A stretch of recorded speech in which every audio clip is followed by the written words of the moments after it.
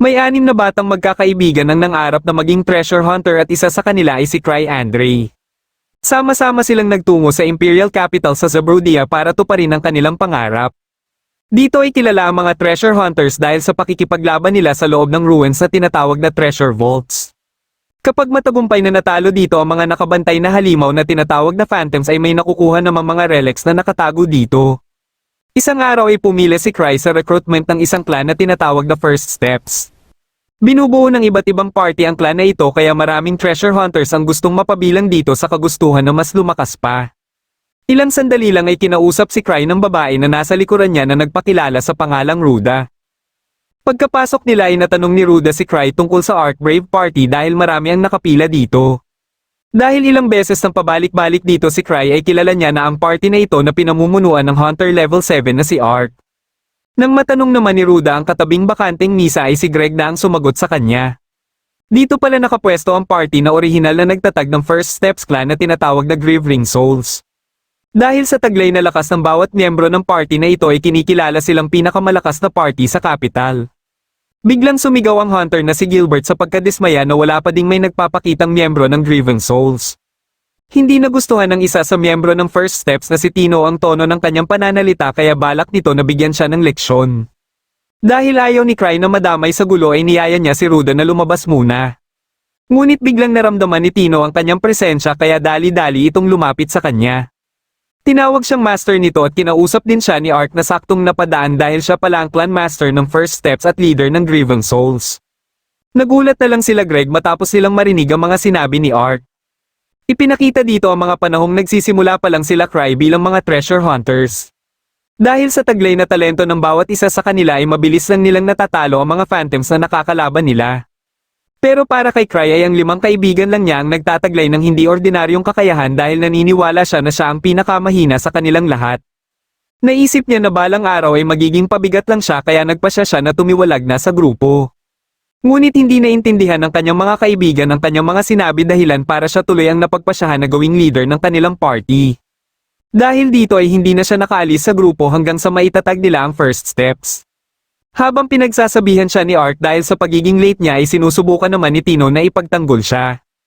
Natanong ni Ark si Cry kung mayroon na ba umano siyang napiling kandidato sa mga aplikante. Kaya natanong din ni Cry si Ark kung tatanggapin ba nito sa Archbrave ang irerekomenda niyang hunter. Nang muling lumapit si Gilbert ay nalaman ni Cry na hawak nito ang Purgatorial Sword kaya naisip niya na posibleng maging asset ito ng clan kung sasanayin ito nila Ark. Nagpasya siya na irekomenda ito kay Ark pero may kondisyon. Kailangan na ipakita muna nito ang kanyang lakas at hindi siya dapat matalo. Sinabi niya sa lahat na aplikante na kung sino man ang makakapagbigay ng kanyang relic kay Ark ang siyang irerekomenda niya.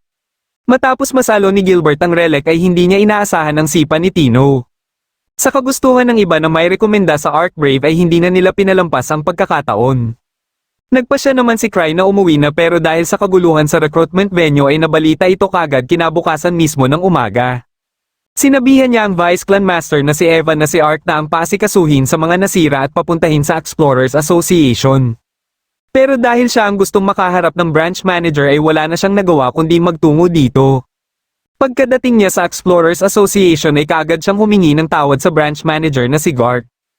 Pinapili siya ng misyon na kailangan niyang makumpleto bilang kapalit sa ginawa niya. Nang makita niya ang level 3 mission ay ito kaagad ang kanyang pinili.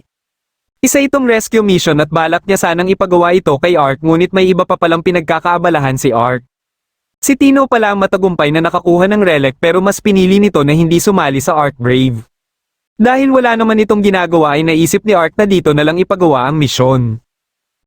Nagpasya siya na ipasama din dito sila Ruda, Greg at Gilbert.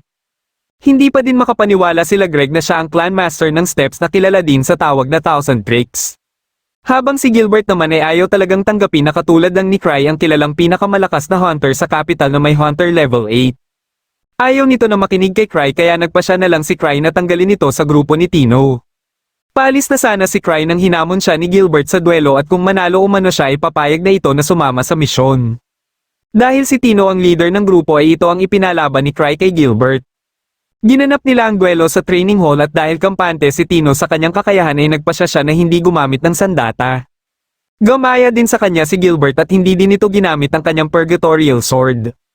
Pagkasimula nila ay napuruhan kaagad si Gilbert dahil sa sobrang bilis ng atake ni Tino.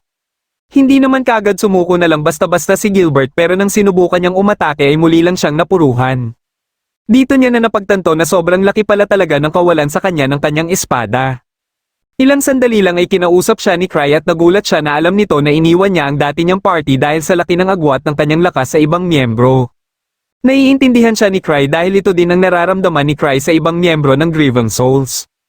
Pinalabas ni Cry ang kapangyarihan ng Purgatorial Sword na kahit si Gilbert ay hindi ito magawa. Dahil dito ay hindi na pinagdudahan pa ni Gilbert ang kakayahan ni Cry at nagpa siya na ito na sumama sa misyon. Makalipas ang ilang oras ay pinakargahan ni Cry ang kanyang relic sa isa sa miyembro ng clan. Nabanggit ng isa nilang kasama ang tungkol sa Phantom na umatake malapit sa White Wolves Den at malaki ang posibilidad na galing dito ang Phantom. Biglang naalala ni Cry si Latino dahil dito din papunta ang mga ito. Mas lalo siyang nabahala nang malaman niya na dito na wala ang party nila Rudolph na binubuo ng mga level 5 hunters. Dahil dito ay minabuti niya na sumunod na lang kina Tino bago pa mapahamak ang mga ito. Pagsapit ng gabi ng malapit na sila Tino sa vault ay dito na sila may nakaharap na Phantom. Ang inaasahan nilang ordinaryong wolf lang ay isang malaking wolf na may espada at armor pala. Bago umalis si Cry ay inihanda niya muna ang mga relics na dadalhin niya. Nang palis na sana siya ay naabutan pa siya ni Eva kaya sinabi niya na lang ang totoo. Para mas mabilis siyang makahabol kina Tino ay gumamit siya ng relic na tinatawag na Night Hiker. Matagumpay na nailigpit nila Tino ang Phantom dahil sa kanilang pagtutulungan. Pero dahil sa lakas nito ay iminungkahi na ni Ruda na umatras muna sila. Ngunit kagad na tumanggi si Tino at itutuloy pa din nila ang kanilang plano. Naniniwala pa din siya kay Cry at alam niyang naayon sa mga plano ni Cry ang lahat na pinagdadaanan nila. Pagkadating nila sa White Wolves Den ay mas marami pang Phantom na gumagamit ng iba't ibang sandata ang nakita nila sa labas na nakabantay. Matapos sabihin ni Tino ang kanyang plano ay kumilos din sila kagad para harapin ang mga ito. Hindi sila masyadong nahirapan na matalo ang mga Phantom na nakakalaban nila dahil nagkakaroon sila ng teamwork. Dahil dito ay pakiramdam tuloy ni Tino na kalkulado lahat ni Cry ang mga nangyayari kaya mas lalo lang siyang napapahanga kay Cry. Dito din napagtanto ni Gilbert na sobrang naging makasarili pala siya sa dati niyang party dahil hindi niya inisip ang nararamdaman ng mga ito. Ilang sandali lang ay nakarating na din dito si Cry pero dahil walang preno ang Night Hiker ay hindi niya magawang mapahinto ang kanyang sarili. Sa pagpapatuloy ng paghahanap nila Tino sa mga hunters ay nakaharap na nila ang inaakala nilang boss ng Treasure Vault. Pinagtulong-tulungan nila itong labanan hanggang sa maisip ni Tino ang weak spot nito at ito ay ang ulo nito dahil wala itong helmet. Sa tulong nila Gilbert ay nagkaroon siya ng pagkakataon na makaatake ngunit nagdahilan din ito para mapuruhan siya sa kanyang hita. Nang matapos nilang mailigpit ang kalaban ay kaagad na binuhusan ni Tino ng potion ng kanyang sugat. Akala nila ay naubos na nila ang lahat na Phantoms na nasa loob ng Treasure Vault ngunit marami pa palang Phantom na katulad ng katatapos lang nilang talunin ang magpapakita sa kanila. Napagpasyahan ni Tino na umatras na at gagamitin nila ang maliit na daanan para mahirapan na makasunod ang mga kalaban. Ngunit kaagad na pamwesto dito ang isang Phantom kaya dito na nagpasya sila Greg at Gilbert na maging pain para mabigyan ng pagkakataon sila Tino na makalabas. Pero hindi pumayag si Tino at sa pagkakataon na ito ay gagamitin niya na ang relic ni Cry para punteryahin ang mata ng Phantom. Sa tulong ng iba ay nagkaroon siya ng magandang pagkakataon para magawa ang kanyang plano. Susubukan sana ni Gilbert na tuluyan na ang Phantom ngunit nagawa pa nitong makaatake. Mabilis na nakarecover ang Phantom kaya sa isip-isip ni Tino ay ito na siguro ang kanilang katapusan. Bigla na lang may kung anong bumangga sa Phantom at ito pala ay si Cry. Pagkabangon ng Phantom ay inatake kagad nito si Cry pero hindi ito umubra dahil sa relic ni Cry. Ginamit naman ni Cry ang isa pang shooting ring para gantihan ang Phantom. Pero hindi ito naging sapat para tuluyan na mailigpit ang Phantom at alam ito ni Cry dahil hindi naman talaga malakas ang mga shooting rings. Gumawa siya ng paraan para makalayo muna sa mga kalaban at dahil siya ang nahuhuli ay iniisip tuloy ni Tino na sinasadya niya ito para maprotektahan ang mga ito mula sa mga Phantoms. Dahil dito ay muling inalala ni Tino ang araw nung iniligtas siya ng Grieving Souls mula sa mga kalalakihan na susubukan sana siyang dukutin. Simula ng araw na iyon ay naging tagahanga na siya ni Cry at tinuring itong Diyos. Nang magawa na nilang makalayo sa mga Phantoms ay ginamit ni Cry ang isa sa dala niyang relic para pagalingin ng tuluyan ang natamong sugat ni Tino. Katapos ay napagpasyahan nila na magpatuloy muna sa paglalakad para hanapin ang daan palabas. Ngunit ilang minuto na silang naglalakad ay hindi pa din nila makita ang daan palabas at kahit si Cry ay hindi din alam. Ilang sandali lang ay nakita nila sa unahan sila Rudolph kaya naisip tuloy ni Tino na ito ang plano ni Cry ang dalhin sila sa kinaruruunan ng mga nawawalang hunters. Kagad silang binigyan ng mga potion pero sobrang nanghihina pa din sila. Buti na lang ay may dalang pagkain si Cry at dahil dito ay nanumbalik na ang lakas nila Rudolph. Dito na din naikwento ni Rudolph kung ano talaga ang nangyari sa kanila. Akala nila Gilbert na ang mga nakalaban nilang Phantom ang tumalo kina Rudolph ngunit hindi pala. Sobrang lakas umano ng Phantom na ito at sa tingin ni Rudolph ay kalibel na siguro nito ang Thousand Swords na miyembro din ng Grieving Souls na si Luke. Hindi naman sumang-ayon si Cry sa sinabi ni Rudolph dahil kung may ganitong ang kalakas na Phantom ay siguradong matagal na itong iniligpit ni Luke. Minabuti nila na ipagpatuloy na ang paghahanap sa daan palabas bago pa nila makaengkwentro ang Phantom na tinutukoy ni Rudolph. Pero makalipas lang ang ilang minuto ay narinig nila ang huni ng mga Phantoms. Di rin nagtagal ay dito na nagpakita sa kanila ang Phantom na tinutukoy ni Rudolph. Dahil sa nakakakilabot na presensya nito ay hindi na mapigilan nila Ruda na manginig sa takot. Ang ipinagtataka naman ni Cry ay kung bakit naririto ang isa sa miyembro ng Grieving Souls na mabilis inatake ang Phantom. Ito pala ay si Liz o ang mentor ni Tino kaya sobrang nadismaya ito kay Tino na hindi nito magawang mailigpit ang mga basurang Phantoms. Susubukan sana ni Gilbert na magtanong kaya siya tuloy ang nakatikim ng sipa ni Liz. Dahil sa sinapit ni Gilbert ay wala nang nagawa si Tino kundi ang paulit-ulit na lang na humingi ng tawad kay Liz. Buti na lang ay tinulungan ni Cry si Tino para hindi na ito parusahan ni Liz. Iniisip ni Liz na dahil sa ipinapakitang kahinaan ni Tino kaya minamaliit tuloy sila. Dahil dito ay ipapakita niya kung gaano kalakas ang mga miyembro ng Grieving Souls. Pagka-atake ng Phantom na may hawak ng machine gun ay pinagsasalo niya lang ang mga bala. Hindi na siya nagsayang pa ng oras at walang awa niyang iniligpit ang mga Phantoms. Kahit ang pinuno ng mga ito na sinasabing kalibel ni Luke ay hindi din nakaporma sa kanya. Pagkabalik nila ng capital ay nagpasya si Gilbert na ibigay kay Cry ang kanyang Purgatorial Sword. Plano niya ngayon na magsimula muli kasama ang dati niyang party. Isang taon nang nakakaraan ay may ibinigay kay Cry ang isa sa miyembro ng Grieving Soul na si Citri na maliit na kapsula na naglalaman umano ng slime. Ngunit sobrang mapanganib pala ng slime na ito dahil kaya nitong wasakin ang buong capital. Ang problema ngayon ni Cry ay hindi niya ito makita kahit saan niya ito hanapin. Nang magkita sila ni Eva ay ipinaalam nito sa kanya na nais umano ng association ng detalyadong ulat sa rescue mission ni Latino. Naisip muli ni Cry ang slime kaya tinanong niya si Eva kung may mga insidente bang nangyayari sa capital. Dahil ayaw niyang sabihin ang eksaktong detalye ay naiisip tuloy ni Eva na may nakikita na naman siyang mga mangyayari katulad ng mga dati niyang nahulaan.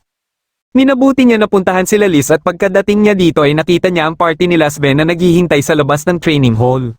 Pagkapasok ni Cry ay nakahandusay na si Tino dahil sa pambubugbog ni Liz. Buti na lang ay sumunod ito kay Cry ngunit muling bumangon si Tino dahil gusto pa nito na ipagpatuloy ang kanilang pagsasanay. Wala nang nagawa pa dito si Cry kaya hinikayat niya na lang din sila Sven na hayaan na lang muna sila Liz. Biglang nabanggit ni Sven ang tungkol sa paghihigpit sa Northern Route. Ito ay dahil umano sa maraming Phantoms na nagsisilabasan. Dahil dito ay naisip ni Cry na ito siguro ang rason bakit gusto siyang makausap ni Garth. Sa halip ay sila Sven na lang ang pinaponte niya kay Garth dahil hindi naman nila ito magagamit pa ang training hall at nakiusap na lang din siya kay Sven na sabihan si Garth na marami pa siyang ginagawa. Sinunod nila ang utos ni Cry pero kailangan pa din ni Garth na makausap si Cry kaya nagpasya siya na puntahan na ito bukas ng umaga. Siguradong may nakakabahala ng nangyayari sa White Wolves Den dahil si Cry na mismo ang personal na nagtungo dito. Nababahala naman na ang leader ng Akashic Tower na si Noctis na may isang high-level hunter na ang nakatunton sa kanilang secret base. May isinasagawa silang iligal na pagsasaliksik at kung magtagumpay ito ay makakaya na nilang kumontrol ng mga treasure vaults. Problema pa nila ay nasa bakasyon ng isa nilang miyembro na si Sofia na siyang nakatalaga sa kanilang defense system. Pero ayon kay Noctis ay tinawagan niya na ito para bumalik na. Habang natutulog si Cry ay napanaginipan niya ang pag-atake ng isang napakalaking slime sa capital. Bigla siyang nagising at kaagad niyang naisip ang slime na ibinigay sa kanya ni C3. Ilang sandali lang ay bumangon din si Liz dahil tumabi pala ito sa kanya. Niyaya siya nito na mamasyal pero pagkababa nila ay andito na din pala sila Garth. Alam ni Liz na aabalahin na naman ni Garth si Cry kaya inunahan niya na itong pagsabihan. Dahil hindi nagustuhan ni Garth ang mga sinabi ni Liz ay hindi na din ito nakapagpigil dahilan para maglaban silang dalawa. Minabuti ni Cry na yayain si Kane sa taas para dito na nila pag-usapan ang kanilang sadya. Nais sana nila Kane na malaman kung may napansin siyang kakaiba nung magpunta siya sa Wolf's Den. Wala naman siyang maalala dahil ang mas ikinababahala niya ngayon ay ang slime. Pagkababa nila ay hindi pa din tapos sila Liz at Garth kaya inawat na sila ni Cry. Dahil sa pinsala na nagawa nila sa clan house ay galit na galit tuloy si Eva pagkadating nito. Habang namamasyal na sila Cry ay biglang may hinuli si Liz dahil naramdaman niya na kanina pa ito nakamatsyag sa kanila. Pinabitawan ito ni Cry kay Liz para sana kausapin ngunit mabilis itong umalis. Miyembro pala ito ng Akashic Tower na naatasan para matsyagan si Cry. Hindi ito makapaniwala kung paano nalaman nila Liz ang kanyang ginagawa kahit nasa malayo siya at kung bakit pinakawalan siya ni Cry. Nang magpatuloy sila Cry sa paglalakad ay pumasok sila sa eskinita kung saan ayon sa impormasyon na nakalap ni Eva ay mayroon umanong napapabalitang mga nawawalang tao dito. Nababahala siya na baka may kinalaman ng C3 Slime sa insidenteng ito. Dahil malapit na din dito ang bagong bukas na ice cream shop ay minabuti nila na pumunta dito. Ang may-ari pala ng ice cream shop ay ang dinakip kanina ni Liz kaya mas lalo lang itong nabahala. Isa ang shop sa kanilang research base at para hindi sila mahalata ay naglagay sila ng ice cream shop. Isasara niya na sana ang shop nang biglang dumating si Sofia. Dahil dito ay nabuhayan siya ng loob at matagumpay nilang naisara ang shop bago pa makarating sila Cry. Sinubukan pa nila Liz na kumatok at dahil walang sumasagot ay umuwi na lang sila. Dahil hindi pa din matunto ni Cry ang C3 Slime ay hindi pa din niya maiwasan ng mangamba. Ilang sandali lang ay pumasok si Eva para ipaalam sa kanya na may mga napili na mga hunters para tumulong sa pag-iimbestiga sa White Wolves Den. Sa ngayon ay kasalukuyan ng nag-iimbestiga ang party nila Sven. Kagad namang ipinaalam ng ice cream shopkeeper na natuntun kagad ng 1,000 tricks ang isa sa bosse nila. Iminungkahi ni Sofia na labanan na lang nila ang 1,000 tricks at ang iba pang mga hunters. Magandang pagkakataon nito para masubukan ng defense system na binuo niya. Pumayag si Noctis dito dahil alam niya na sigurado din naman na hindi sila basta-basta makakatakas sa kadahilan ng iniimbestigahan na sila ng 1,000 tricks. Kinabukasan ng umaga pagkadating ni Tino sa clan house ay nalaman niya na magkakaroon ng pagtutulungan ng association at first steps para imbestigahan ang White Wolves Den. Pagkalabas ni Cry ay hindi din siya makapaniwala na sobrang dami pala ang kasama sa imbestigasyon. Balak niya sana na kalahati lang ang ipadala kaya nabahala ang karamihan sa mga ito. Hindi nagustuhan ni Liz ang naging reaksyon nila dahil kahit siya lang mag-isa ay kaya niyang ubusin ang mga phantom sa White Wolves Den. Nakiusap siya kay Cry na siya na lang ang ipadala kasama si Tino pero kagad na tumanggi si Cry dahil alam niyang hindi pa handa si Tino. Bago umalis ang mga hunters ay ipinaalala ni Cry kay Simon na mag-ingat sila kung sakali mang may makaengkwentro silang parang slime na halimaw. Matapos malaman ng Akashic Tower ang binuong grupo para mag-imbestiga sa White Wolves Den ay kagad silang nagpulong kung paano nila lalabanan ang mga ito. Mas nababahala sila kung kumilos ang mga miyembro ng Grievon Souls pero alam ni Sofia na 3 lang ang nasa capital kabilang na si C3. Gayunpaman ay alam niya na ang kahinaan nila Cry at Liz. Sisiguraduhin naman niya na tatalunin niya si C3 na siyang itinuturing niyang karibal. Maliban dito ay si C3 din ang nakatuklas ng kanilang bosse matapos nitong makita ang thesis ni Noctis. Habang patuloy sa pakikipaglaban sila Sven sa mga phantoms ay nagtataka sila na puro mahihina lang ang kanilang mga nakakaharap. Ilang sandali lang ay nakatanggap ng tawag si Sven na nasa labas na ang ibang hunters na tutulong sa kanila. Minabuti nila na lumabas muna at matapos marinig ni Gain ang babala na ipinapasabi ni Cry ay natawa lang ito. Pero kahit ano pa ang mga pinagsasasabi nito ay paniniwalaan pa din ni Sven ang sinabi ni Cry. Maraming beses nang nagkatotoo ang mga prediksyon ni Cry at isa dito ang nangyari sa flower viewing party na isa na ngayong treasure vault. Habang kinukulit ni Liz si Cry na umalis na din sila ay biglang dumating si C3. Nararamdaman umano nito na kailangan siya ni Cry kaya umuwi siya. Mayroon umano silang kalaban na kailangan nilang puksain bago pa lumakas ang mga ito. Nag-usap sila na silang dalawa lang pero pinipilit pa din ni Liz na makinig. Napag-usapan nila ang pagkawala ng slime sa kapsula kaya sinigurado ni C3 na siya na ang bahala dito. Nagpa siya naman si Garth na magtungo na din sa White Wolves Den para sumali sa investigasyon. Hindi siya papayag na gagawin lang siyang katawa-tawa ni Liz. Kasalukuyan ng pinapulong ni Sven ang lahat para pagplanuhan ang kanilang estratehiya sakali mang may makaharap silang slime. Pero dahil tinuturing na mahinang nilalang ang slime ay marami sa kanila ang kampante na kayang-kaya nila itong mailigpit gamit ang kanilang mga mahika at sandata. Kasama din pala nila ang alchemist na palaging nakakasama ni C3 sa laboratorio na si Talia at may dala umano siyang potion na nilikha ni C3 pangontra sa mga slimes. Katapos ng kanilang pagpupulong ay hindi na sila nagsayang pa ng oras at muling ginalugad ang White Wolves Den. Pero makalipas ang ilang oras ay wala pa din sa kanila ang may nakakaharap na slime. Dahil dito ay nagreklamo na naman ng party ni Gain na nasasayang lang umano nila ang kanilang oras sa pagsunod sa utos ng isang tao na wala naman dito. Pagsapit ng gabi habang umiihi si Gin ay may narinig siyang ingay sa di kalayuan. Ito pala ay ang mga miyembro ng Akashic Tower na inutusan ni Sofia na turukan ang nahuli nilang Phantom dahil ito ang ipapalaban nila sa mga hunters. Mabilis na kumilos si Gin para pigilan ng mga ito kaya naisip ng mga ito na baka nahulaan ulit ni Cry ang kanilang pinaplano. Habang abala si Gin sa isa ay sinamantala naman ng kasama nito na iturok na sa Phantom ang dala nila. Dahil dito ay unti-unting nag-transform na parang slime ang Phantom. Biglang nakarinig ng pito si Sven kaya kaagad niyang pinaghanda ang lahat. Pagkadating nila sa pinanggalingan ng pito ay nakita nila si Gin na may tinamo ng pinsala at sinasabihan sila na totoo nga ang mga babala ni Cry. Pagkadating ng slime ay kaagad itong inatake ni Sven ngunit hindi ito tinablan. Sinubukan din itong punteryahin ng mga mage ngunit hindi din umubra ang kanilang mga kapangyarihan. Habang pinapagaling ni Henrik si Gin ay inalam ni Sven dito kung ano ang nangyari. Dahil hindi tinatablan ng kahit anong atake ang kalaban ay hiningi na ni Sven kay Talia ang potion. Kinuha niya ang atensyon ng kalaban para madali niyang magamit dito ang potion. Ngunit kahit matagumpay ang kanyang ginawa ay hindi din pala ito uubra.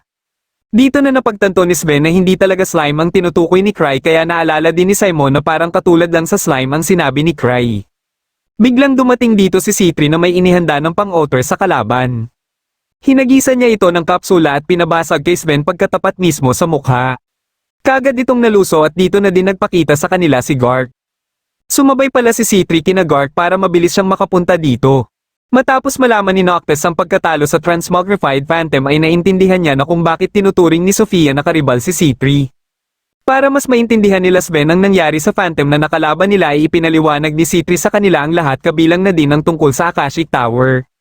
Siguradong isa sa eksperimento nila Noctis ang nakalaban nila kanina at ang problema ay ubos na ang kanyang anti-mana metal dahil hindi niya inaasahan na balang araw ay magagamit nila ito.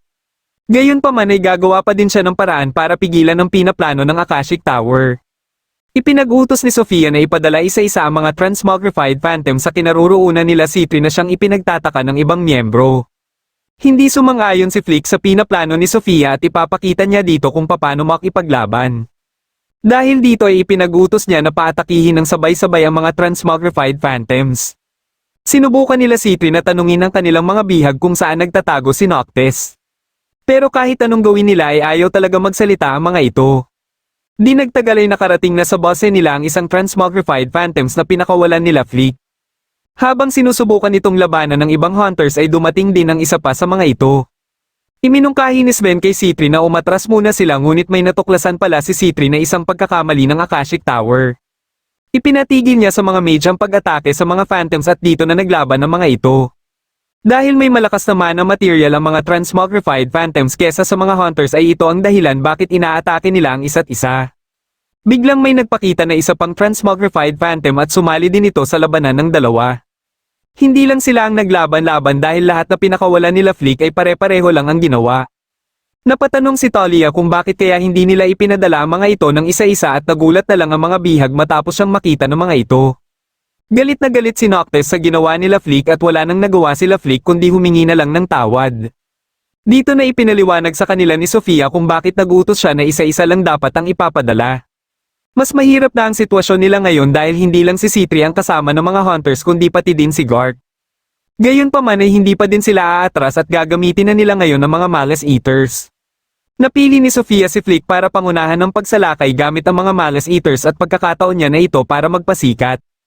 Makalipas lang din ng ilang oras na pag-aanalisa ni C3 sa posibleng kinaroroonan nila Noctis ay nalaman niya na din sa wakas ang eksaktong lokasyon. Dahil sa reaksyon ng mga bihag ay mas nakumpirma lang ni C3 na tama nga ang kanyang hinala. Tinawag ng mga ito si Sofia na pakawala na umano sila kaya dito na din nabanggit ni C3 kina Garth kung sino itong si Sofia. Kahit siya ay itinurturing din niya itong karibal at hindi nila ito pwedeng hayaan lang na magtagumpay kasama si Noctis sa kanilang pinaplano. Matapos ang ilang oras na pagpupumilit ni Liz kay Cry ay wala nang nagawa si Cry kundi sundin na lang ito. Nang mapadaan sila sa madilim na lugar ay ginamit ni Cry ang Owl's Eye para maging maliwanag ang kanyang paningin. Habang patungo na sila C3 sa sekretong laboratorio ng Akashic Tower ay bigla na lang silang inatake ni Flick. Lahat sila ay nahagip ng Calamity Thunder nito pero di rin nagtagal ay bumangon kaagad si C3 na parang wala lang nangyari. Hindi makapaniwala si Flick na hindi man lang siya nagtamo ng pinsala. Ginamit niya ang kanyang water gun kay Sven na isa palang healing potion kaya dali-daling inatake ni Sven si Flick. Katapos ay sinunod niya ang Malice Eater pero nagawa nitong masangga ang kanyang atake. Buti na lang ay mabilis nakakilo si Gark bago pa siya magantihan. Galit na galit si Noctis dahil lahat pala dapat ng mga Malice Eaters ang pinapadala kay Flick pero isa lang ang dinala nito. Dahil sa sunod-sunod nilang pagkabigo ay naiisip na tuloy ng ibang miyembro na parang alam na talaga lahat ng thousand tricks ang mga mangyayari. Iminungkahi ng iba kay Noctis na mauna na itong tumakas pero hindi pa din nawawalan ng pag-asa si Noctis dahil mayroon pa silang Akasha at kasama pa nila si Sofia. Ilang sandali lang ay matagumpay nang nahanap nila si Tree ang hideout at dahil sa mga nakabantay na mga Malice Eaters ay sigurado sila na ito na nga ang hinahanap nila. Habang sila Cry naman ay kasalukuyan ng nasa parte ng kagubatan kung saan inatake kanina sila si Tree. Nilabanan nila Sven ang mga Malice Eaters na kasama ang mga miyembro ng Akashic Tower. Di nagtagal ay pinalabas na din ni Noctis ang kanilang ultimate weapon na Akasha. Nilabanan nito ni Gark at habang abala sila sa pakikipaglaban ay sinusubukan na pala ng kanilang mga bihag na tumakas. Dahil mabilis kumilos ang mga Malice Eaters ay nahihirapan sila Sven na makipagsabayan sa mga ito. Ngunit kaagad na natapos ang maliligayang oras ng mga ito dahil dumating na dito si Liz. Ang problema ay hindi din nila namalayan na nakawala na pala sila Flick. Napadaan sila kung saan naruroon sila Cry at kaagad silang naramdaman ni Tino. Balak sana ni Tino na hulihin ang mga ito pero sinabihan siya ni Cry na hayaan na lang dahil baka mga hayop lang ang mga ito na nag-ambala nila. Mabilis na naubos ni Liz ang mga Malice Eaters kaya nagtataka siya kung bakit hirap na hirap sila Sven na labanan ng mga ito. Sinunod niya kaagad na inatake ang Akasha pero hindi ito tinatablan ng kanyang mga atake. Kahit pinagtulong-tulungan na nila itong atakihin ay hindi pa din ito nagtatamo ng pinsala. Pagka-atake ni Gark ay nakatalon nito ng sobrang taas kaya naalala tuloy nila ang isa sa miyembro ng Grievon Souls na si Ansem. Ang problema ay nakakagamit din ito ng long-range weapon na siyang kahinaan ni Liz. Hindi akalain ni Liz na mahihirapan siya dito kaya di nagtagal ay sumuko na siya. Dito na dumating sila Cry kaya alam ni Citri na tapos na ang laban. Inatake ng Akasha sila Cry pero bago pa man ito makalapit sa kanila ay bigla na lang itong tumilapon at dito na ito tuluyang natalo. Akala ng lahat ay may ginawa si Cry pero walang kaalam-alam si Cry dahil nahihirapan pala siyang makakita sa sobrang dilim. Hindi na nila nagawang madakip si Noctis dahil mabilis itong nakatakas. Nagtago ito sa ice cream shop kung saan dito din nagtungo sila Flick. Sinabi nila Flick na nakita nila si Sofia kasama ang mga hunters at ang kanilang tinutukoy ay si Talia. Sigurado sila na si Sofia ito pero ang ipinagtataka nila ay kung bakit hindi ito pinaghihinalaan ng mga hunters. Muli nilang inalala ang mga ginawa ni Cry dati at mas lalo lang sumasakit ang ulo ni Noctis dahil hindi niya maintindihan kung ano ba talaga ang pinaplano ni Cry. Nagpasya siya na aalis na lang sila ng Zabrodia kaya ipinag-utos niya na kunin si Sofia. Pagkabalik nila Cry ng capital ay kaagad siyang ipinatawag ng association. Hindi makapaniwala sila Gark na wala siyang alam tungkol sa Akashic Tower dahil siya umano mismo ang nagpadala ng mga hunters sa White Wolves Den. Iminungkahi niya sa taga-investigative bureau na si Citri na lang ang tanungin tungkol sa Akashic Tower. Pero nahihiya pa din sila na imbestigahan si Citri matapos ang nangyari 3 taon na ang nakakaraan kung saan napagbentangan nila ito dahilan para ma-demote ito at matanggalan ng second name na Deep Black. Dinala nila Flick si Talia sa ice cream shop na siyang ipinagtaka ni Talia. Sinubukan niyang linawin na hindi siya ang taong tinutukoy nila Noctis ngunit ayaw siyang paniwalaan ng mga ito. Nang mag-react sa kanya ang Malice Eater ay dito na napagtanto nila Noctis na hindi nga siya si Sofia. Biglang dumating ang totoong Sofia at dito na nalaman nila Noctis ang totoo. Tinanggal niya ang kanyang wig na siyang ikinagulat nila Noctis dahil siya pala si C3. Akala nila Noctis ay nag-disguise lang siya bilang si Sofia kaya nilinaw niya na wala talagang Sofia Black dahil iisa lang si C3 at Sofia. Aatakihin na sana siya ni Flick ngunit mabilis na kumilos ang Malice Eater para protektahan siya. Bigla siyang inatake ni Noctis ng Kaiser Flame nito pero laking gulat nito na ang Malice Eater lang ang nasawi. Dito niya na ginamit ang C3 Slime para samantalahin na din ang pagkakataon na ito na magsagawa ng performance test. Mabilis na tumakas si Noctis at ipinaubaya niya na kina Flick si Liz. Ngunit nang palabas na sana siya ay bigla na lang may bumangga sa kanya dahilan para mahulog siya pabalik. Ito pala ang alaga ni C3 na si Killiam at dahil bigo sila Flick na mailigpit si C3 ay hindi na nakaligtas pa si Noctis. Nang makausap ni C3 si Cry ay natanong ni Cry ang tungkol kay Sofia pero sinabi lang ni C3 na nakalayo na ito at baka hindi na nila ito makita. Sinabi din ni C3 ang plano niya na bawiin sa Investigative Bureau ang Golem at Malice Eater.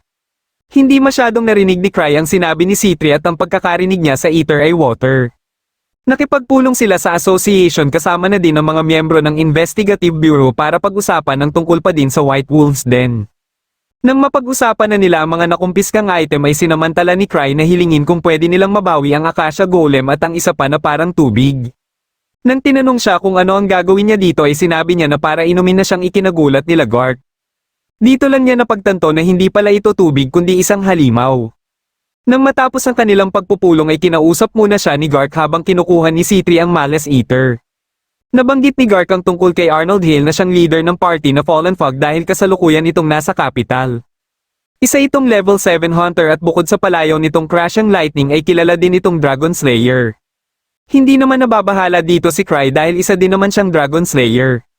Pagkaalis ni Garth ay kinausap naman siya ng receptionist na si Chloe na pamangkin ni Garth. Natanong nito kung ano ang pinag-usapan nila ni Garth dahil parang masaya ito ngayon. Ngunit nakalimutan kaagad ni Cry ang pangalan ni Arnold at ilang sandali lang ay dumating na si C3. Pagkalabas nila ay sakto ding papasok sila Arnold kasama ang ibang miyembro ng Fallen Fog. Pero nang mag-inquire sila kay Chloe ay hindi nakilala ni Chloe si Arnold na siyang ikinagalit ng mga ito. Hindi sila makapaniwala na hindi nakilala ni Chloe ang level 7 hunter na kagaya kay Arnold. Naisip ng isa nilang miyembro na mas mabuti siguro ay magpakilala sila sa mga hunters dito kung sino talaga sila. Dahil atet na din si Arnold na ipakita ang kanyang bagsik ay pumayag siya sa ideyang ito.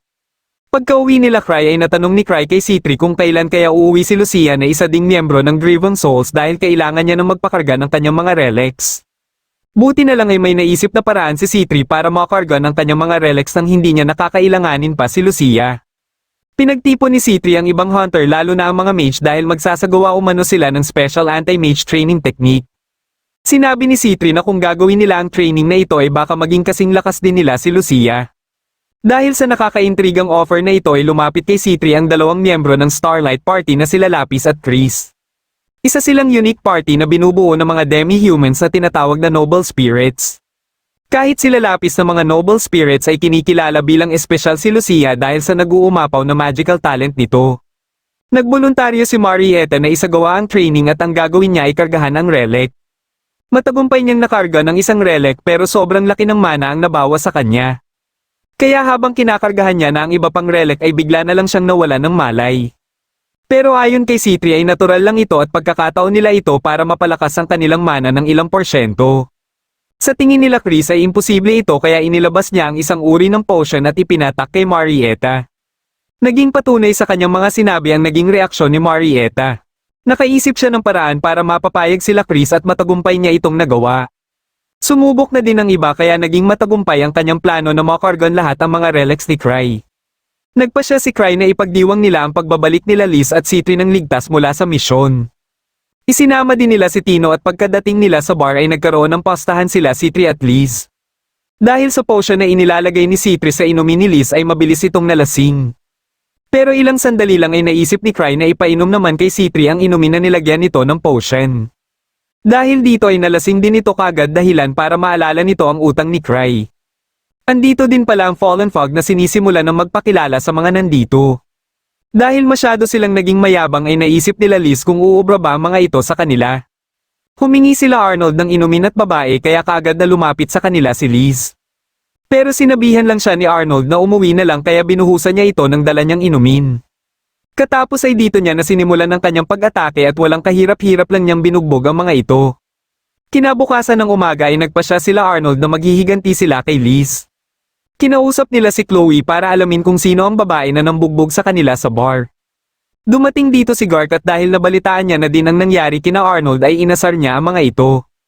Binanggit niya si Cry para ipaalam sa mga ito na isang level 8 hunter ang kasama ni Liz. Katapos ay may binasa siyang request umano ni Cry at ito ay gusto niya ng Teriyaki Thunder Dragon. Dito na nagalit ng sobra si Arnold at nagbago na ang kanilang plano dahil si Cry na ang kanilang target ngayon. Kasalukuyan namang pinoproblema ni Cry ang utang niya kay C3 dahil hindi pa niya alam kung paano niya babayaran ang 10 bilyong heal. Naalala niya na may 3 paraan siyang pwedeng gawin para hindi niya na ito kailangan pang bayaran at isa dito ay pakasalan si C3. Nagsimula nang magtanong-tanong ang ibang miyembro ng Fallen Fog tungkol kay Cry ngunit wala silang makuhang maayos na sagot. Matapos nilang sabihin kay Arnold ang kanilang mga nakuhang impormasyon ay naisip ni Arnold na baka hindi talaga naging level 8 hunter si Cry dahil lang sa kanyang pagsisikap kundi dahil talaga sa tulong ng kanyang party. Ibig sabihin ay masasabi niyang mas malakas pa siya kay Cry dahil naabot niya ang level 7 sa sarili niyang pagsisikap.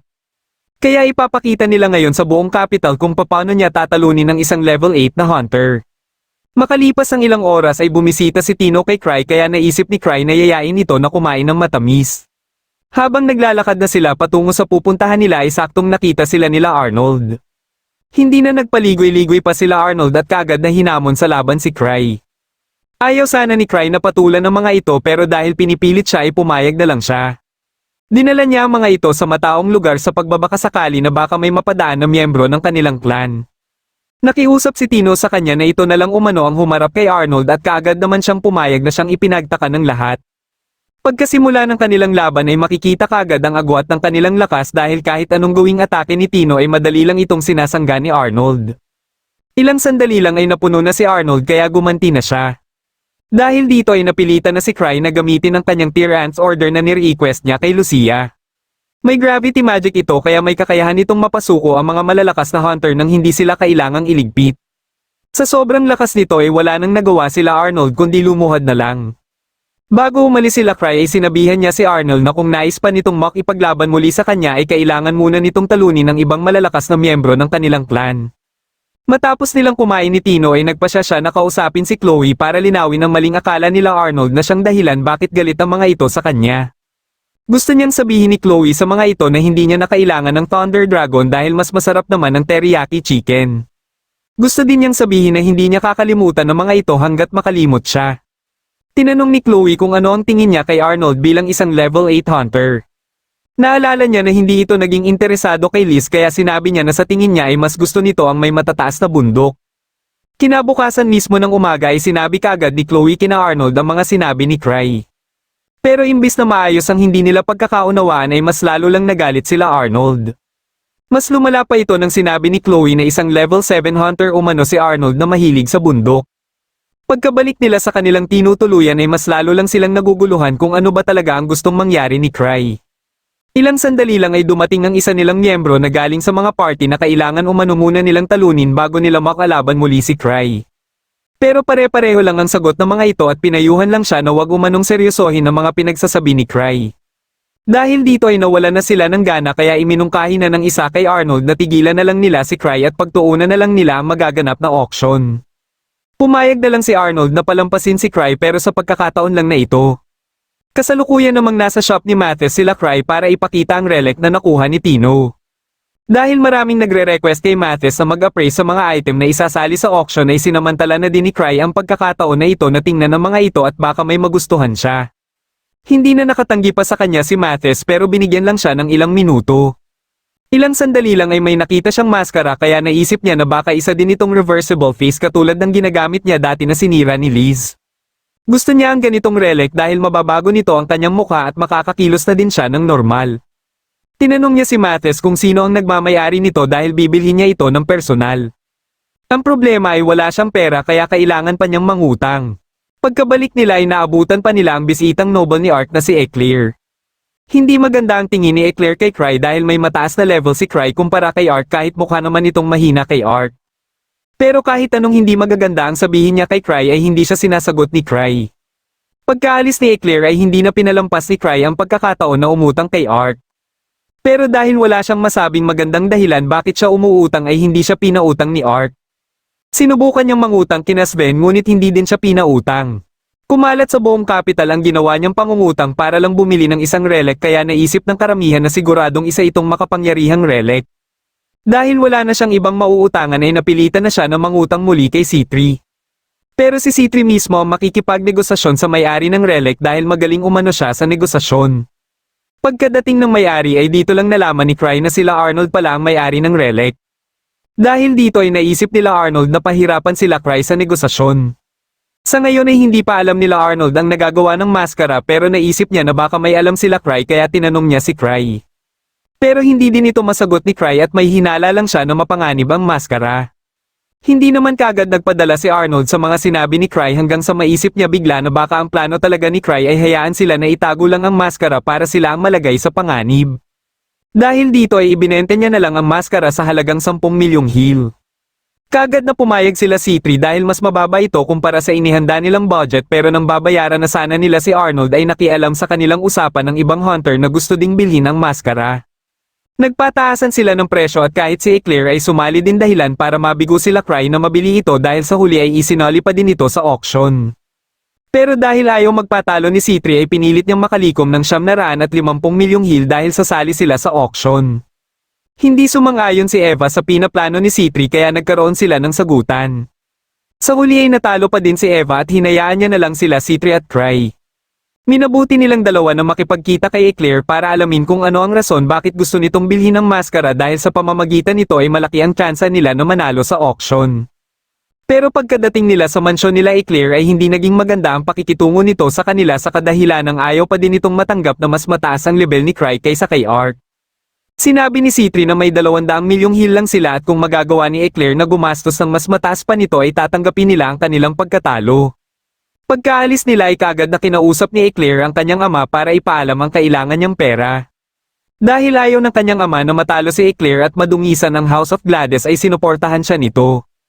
Pagsapit ng araw ng auction ay nakita nila Cry sila Ruda na manunood din umano dahil naintriga din sila sa makapangyarihan umanong relic na gustong makuha ni Cry. Ilang sandali lang ay dumating na din si Eclair at sigurado si C3 na may nakahanda itong maraming pera. Nang magsimula na ang auction ay hindi maiwasan ni Cry na maakit sa mga relic na inilalabas. Makalipas ang ilang oras ay inilabas ang isang golem at ito pala ay ang Akasha Golem. Biglang naalala ni Cry na ito ang sinasabi ni C3 na gusto niyang makuha maliban sa Malice Eater. Dahil nakikita niya sa mukha ni C3 kung gaano ito kaimportante sa kanya ay nagpasya siya na sumali na sa bidding para bilhin ito. Ayaw sanang pumayag ni C3 dahil baka hindi na nila mabili ang maskara pero ayos lang ito kay Cry. Ibinigay niya kay C3 ang cheque na pandagdag sa kulang na pera ni C3 na savings pala ni Lucia. Habang naglalakad na sa labas si Cry ay naalala niya na sinabi pala ni Eclair na ibibigay nito kay Ark ang maskara kaya kinausap niya kinabukasan si Ark na makipagkita kaagad kay Eclair bago pa mahuli ang lahat. Hawak na nito ang mapanganib na relic at alam ni Ark na ito ang relic na gustong bilhin ni Cry. Walang kaalam-alam sila Ark na gusto lang pala ni Cry na makuha nila ang maskara nang sa gayon ay mabili ito ni Cry sa mas murang halaga. Habang pinagmamasdan ni Eclair ang napanalunan niyang maskara ay bigla na lang itong nagsalita. Kagad siyang kumuha ng espada at dito niya na naalala ang mga sinabi ni Cry kay Arnold na isang mapanganib ang maskara na ito.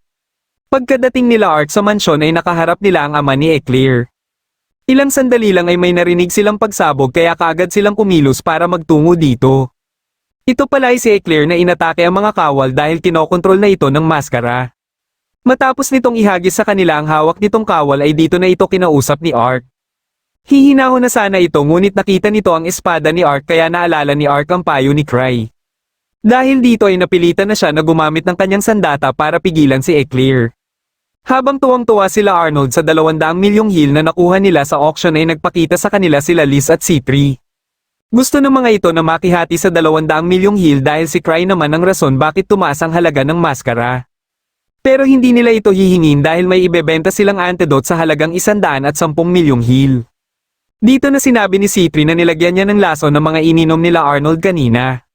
Dahil level 7 si Arnold ay posibleng hindi siya tablan pero ang mga kasama nito ay hindi makakaligtas. Pagkadating nila Ark sa clan house ay humingi na lang ng tawad sa kanya si Cry. Hindi na siya nagpaligoy-ligoy pa at kaagad na hiningi ang maskara. Kasama din pala nila Ark si Eclair at habang inaamin nito ang kanyang pagkakamali ay naisuot na pala ni Cry ang maskara. Pero hindi katulad sa nangyari kay Eclair dahil hindi ito naging interesado sa kanya matapos nitong malaman ang kanyang lakas. Kahit alam niyang hindi ito isang reversible face ay hiningi niya pa din ito kay Eclair. Dito na nagtatapos ang huling episode ng Let This Driven Soul Retire Season 1. Kung nagustuhan mo ang ating kwento ay huwag kakalimutang mag-like at mag-subscribe na din para malalaman mo kagad kung may bago akong video. Maraming salamat sa panonood at shoutout na din kina